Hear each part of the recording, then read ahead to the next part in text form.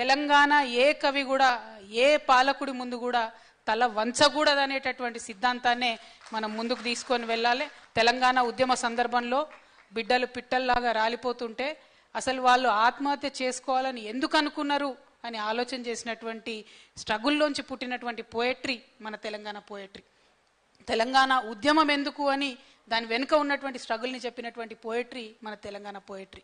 రేపటి నాడు కూడా తెలంగాణ అభివృద్ధి చెందాలని ఎందుకు కోరుకుంటున్నాం, తెలంగాణ నీటి కోసం ఇప్పుడు కూడా ఎందుకు తప్పిస్తున్నాం, ఉద్యోగాల కోసం ఎందుకు తప్పిస్తున్నాం, ప్రతి ఒక్క అంశం దాని వెనుక ఉన్నటువంటి అంశాన్ని విప్పి చెప్పగలిగితేనే నిజమైనటువంటి కవులవుతారని నాకు ఉన్నటువంటి పరిమిత జ్ఞానంతో నేను అనుకుంటున్నా.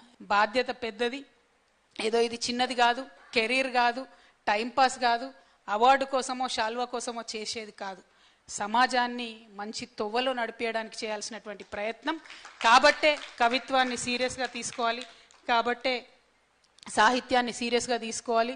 వరల్డ్ క్లాస్ సాహిత్యం తెలంగాణ నుంచి రావాలనేటటువంటి అభిలాషతో ఈ కార్యక్రమాల్ని చేపట్టుకోవడం జరుగుతున్నది. తెలంగాణలో ఇంకా అనేకమైన కార్యక్రమాలు చేయాలి. దానికి జాగృతి మీ అందరి సహకారాన్ని కూడా కోరుతూ ఉన్నది.